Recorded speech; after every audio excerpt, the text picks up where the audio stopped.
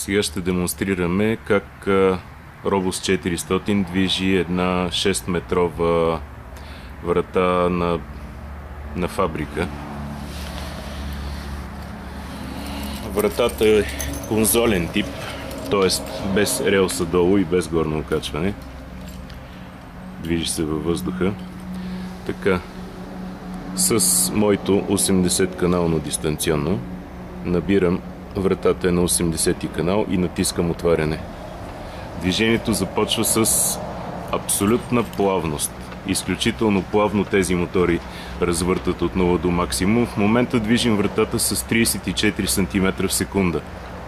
Настройката е направена така, че отварянето да е с 34 см в секунда. Виждате как хубаво плавно намали скоростта, без сътресение от бързата към бавната скорост.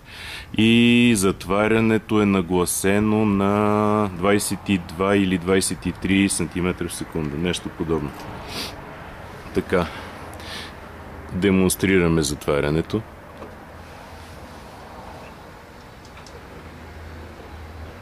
След това ще дам по-общ план. В момента снимам отблизо, за да можем да покажем плавността на работа.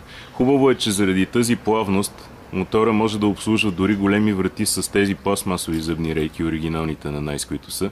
Те са стъклонапълнени и за 8 години нямаме нито една повредена рейка, когато е поставена на плавен мотор. По този начин постигаме допълнително обезшумяване. Абсолютно безшумно се движат вратите. Дори се чуват разни странични шумове, но не и работата на мотора. То е като едно приятно жужене някъде. Почти не се чува. Така.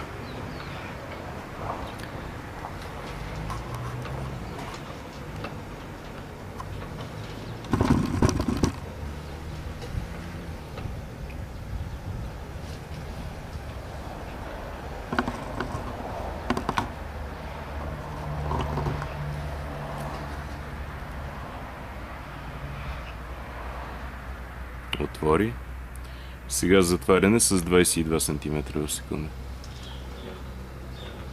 Тоест, отварянето е на максимална скорост, затварянето е на по-бавна скорост.